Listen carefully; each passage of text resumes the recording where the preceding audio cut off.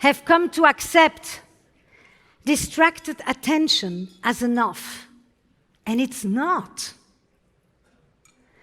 Over the last decades or so, these situations in which people are supposedly with each other but not present, this is artificial intimacy. They are associated with a particular feeling that is called ambiguous loss. Now, ambiguous loss was a term that was coined by a colleague, Pauline Boss, in a very different context. But what she was referring to was when you are with someone who is still physically present, but they are emotionally or psychologically gone, like dementia. When I described this situation of ambiguous loss, how many of you are familiar with this? But instead of telling you, I want to show you how wired we are for connection, how intimacy is essential for our survival.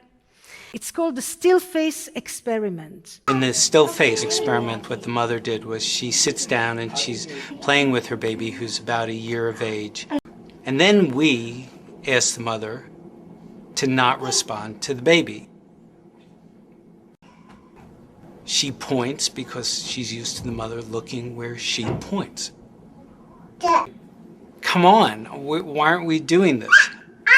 I'm here. We're talking about a parent and their baby, and it's utterly heartbreaking, no? And yet, we're doing it to each other all the time with our screens. We go back and forth, flirting, like the mother and the baby, playing, planning to meet up, posting. Intimacy avoidance is a direct result of, they must be taller than me, with a great job, a full hairline if you're a guy, a perfect hourglass if you're a woman, a face like a beauty filter. He's trying to understand why the algorithm thinks that he's not good enough. A unique part of intimacy is that when we allow ourselves to truly meet another, we also meet new parts of who we are. I can tell you from my own experience, if I had followed this map, the kind of checklist dating as it is today, I would never have ended up with my husband. By the way, it's been 40 years.